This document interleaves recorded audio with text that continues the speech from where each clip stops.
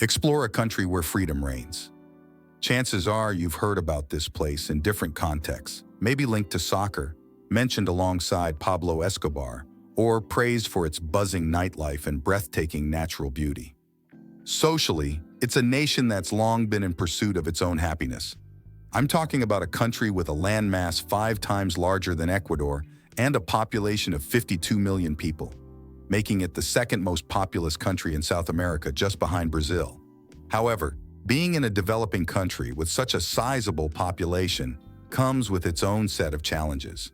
This has led some women to get into prostitution, while many men are drawn into the world of crime and delinquency. Colombia's history stretches back to the times before the Spanish arrived in the Americas, when the region corresponding to present-day Colombia was inhabited by various indigenous tribes.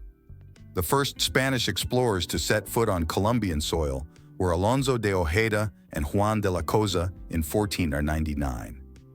Later, several exploratory expeditions traversed the coastal region, leading to the founding of Colombia's first city, Santa Maria, in 1525. Cartagena was established 8 years later in 1533. In 1810, areas comprising the New Granada revolted against Spanish rule, except for Santa Marta, Rio Hacha, and the regions that are now Panama and Ecuador. The independence process kicked off with various organizations and events, initially spearheaded by Antonio Nariño and Camilo Torres Tenorio. Later on, the fight for independence was led by Simón Bolívar and Francisco de Paula Santander, reaching its climax in the drawn-out Battle of Boyacá, which began in 1810 and finally succeeded in 1819. In 1821, Gran Colombia was established, encompassing territories corresponding to Venezuela, Colombia, Panama, and Ecuador under the leadership of Simón Bolívar. Over the years, these territories gradually fragmented, becoming 4 independent nations by 1903. For about a century, control in the former Gran Colombia was a constant tug-of-war between the conservative and liberal parties, resulting in prolonged civil strife due to the rivalry between these factions. In 1948, the assassination of a liberal leader sparked riots in Bogotá, known as the Bogotazo, which spread across the nation and caused thousands of deaths. This situation led liberals and conservatives to share power. However, former members of the liberal movement formed the Revolutionary Armed Forces of Colombia, the FARC, in 1964. In the following years, other insurgent organizations emerged, such as the National Liberation Army, ELN, and the 19th of April movement, M19, further intensifying the civil conflict. During the 1980s, cocaine production surged considerably in Colombia, making it the world's largest producer of this substance, with 79% of global production concentrated in the country. In today's scene, Medellin stands out. Seen from above, its buildings resemble the urban landscape of Hong Kong. Despite occupying a relatively small area of about 382 square kilometers, the city is home to almost 3 million people, which has driven the construction of tall and diverse buildings. Just about 3 decades ago, Medellin was known as the most dangerous city in the world. Nowadays, although there are still areas of precarious housing, the major criminal gangs have practically disappeared. Thus, what was once a bastion of drug trafficking has become Colombia's top tourist destination, attracting visitors due to this remarkable transformation. Upon arriving in Medellin, tourists often visit Escobar's tomb, the infamous leader of the Medellin cartel who gained notoriety in series and movies worldwide. Escobar was later killed by agents supported by the United States. After the Escobar era, Medellin and the whole of Colombia underwent a rapid process of renewal to change the negative image that had accompanied them. Over time, they have partially managed to reverse this unfavorable reputation. The once feared streets have now become tourist attractions, with the city adorned by street artists and murals on every corner. A highlight is the region known as Comuna 13, where daytime life in Medellin is vibrant. It's one of the most photographed places in the country, and also provides easy interaction with local inhabitants. Additionally, Medellin is recognized for its hospitality. When people seek to escape the heat, It's common to find them in the bustling malls. Thus, Medellin attracts tourists from various parts of the world to Colombia. This is largely due to the considerable devaluation of the Colombian peso against the US dollar, with $1 being worth approximately 4,500 Colombian pesos, according to the official rate. Regarding the cost of living in the country, the minimum wage in Colombia is 1 million pesos, equivalent to about 1,200 reais. Let's consider rental values. Of course, the cost of living is closely tied to the standard of living, as well as personal income. For instance, renting a 3-bedroom apartment in Bogota costs around $500, while in Cali, a similar property ranges between $280 and $380. Many people, especially singles, choose to rent a room in a family house or share an apartment to significantly cut down housing costs, which can go as low as about $115. On the flip side, a childless couple can live in a furnished studio for around $585 per month, with all expenses included. Overall, food prices in Colombia aren't that high. For example, a dozen eggs average around $7, 1 kilogram of chicken $20, and 1 kilogram of bananas $5 at the current exchange rate. Foreign tourists have the chance to stay in high-standard hotels for an average of $30 to $35 per night. However, chatting with an ordinary resident of cities like Medellin or the capital Bogota, you'll find out they earn around just $300 per month. So, the reality is that locals don't enjoy the same level of comfort as tourists.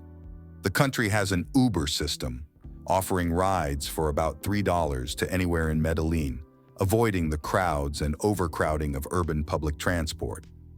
However, opting for a regular yellow taxi can result in significantly higher expenses. Locals prefer using motorcycles, as getting a car is a tough task for most Colombians, who often can't save money due to basic needs. Colombia is often dubbed the Thailand of South America, thanks to the accessibility in both food and entertainment, despite the high unemployment rate. On the streets, it's common to come across street vendors, where a frozen lemonade, for example, costs around 3,000 Colombian pesos. Street performers are also a noticeable presence in the urban area, often showcasing their talents at traffic lights and soliciting donations from drivers. Just like in many Brazilian cities, some even offered to clean car windows in exchange for a living. In Colombia, when you make contact with someone, you're not judged by your financial situation, and people are ready to share moments with you within minutes, especially if you show willingness to spend money. It's common for people to approach you spontaneously if eye contact lasts more than 5 seconds, and authorities generally don't get involved in these interactions unless it's related to drug trafficking. Prostitution is legalized in the country, and police interventions are limited to drug trafficking cases, not interfering in interpersonal relationships. If you're seeking an authentic experience, immersing yourself in Dance with Colombians is essential, as Latin rhythms are one of the main forms of connection between people in the country. The music doesn't stop until the wee hours of the morning, and dance is an integral part of the culture. When the minimum wage is below $300 and unemployment is high, people find various ways to maintain a reasonable standard of living. In Colombia, money can open many doors, and Medellin is a notable example of that. Meanwhile, Bogota, the country's capital, is a bustling metropolis where cable cars stretch over the city, housing a population of 7 million people. Nestled amidst mountains, the city sits at an altitude of 2,750 meters above sea level. Like Medellin, the street art scene is highly valued here. Bogota is known for its organization, providing a metropolitan atmosphere compared to Medellin. It's the epicenter of Colombia's action, attracting students seeking opportunities in its universities. The riskier area, called Santa Fe, is avoided by people due to the illegal activities that occur there. But Colombia isn't just about cheap meals and a vibrant nightlife. There are diverse aspects that make it unique. A 2-hour drive from Medellin lies the town of Guatapé, a verdant paradise where mountains meet lakes. The focal point of this region is a massive rock formed millions of years ago and now a tourist destination. To climb to the top, you need to pay a fee. You'd be surprised to know that this breathtaking view of the lake was actually man-made. Although it looks natural from above, it was built by Colombians in the 1970s, when the area was turned into a reservoir to generate electricity through a dam. In Colombian villages, quirky markets are common, where alligator heads and unusual fish species are sold and consumed, supposedly originating from the rivers of the Amazon. Moreover, due to financial difficulties, Colombians often roll their own tobacco instead of buying ready-made cigarettes, which are sold at more affordable prices. While Colombians are generally friendly and welcoming, especially in rural areas, they do what they can to survive. In another part of Colombia, there's a river of unique and astonishing nature. Located deep in the Amazon rainforest, the river is known for its intensely red water due to the presence of a plant exclusive to the region. Discovered in 1969, it's called the River of Five Colors. If Colombia hasn't piqued your interest yet, there's another truly unique place in the country. Imagine a small, isolated island in the middle of the ocean, with no land connection, inhabited by approximately 2,200 people living independently from the Colombian mainland. There's no formal municipal government or hospital for medical emergencies. The residents regulate life on the island according to their own rules and face a long and challenging journey to reach the mainland. To access the island from the mainland, the only option is through boat tours, and even then, non-resident visitors are allowed to stay for a maximum of 10 days. The reason for this restriction isn't clear. The only lodging option available on the island is a single guest house. The main source of livelihood for the residents is fishing and selling fish in other regions of Colombia. The diet of the families living on the island mainly consists of fish.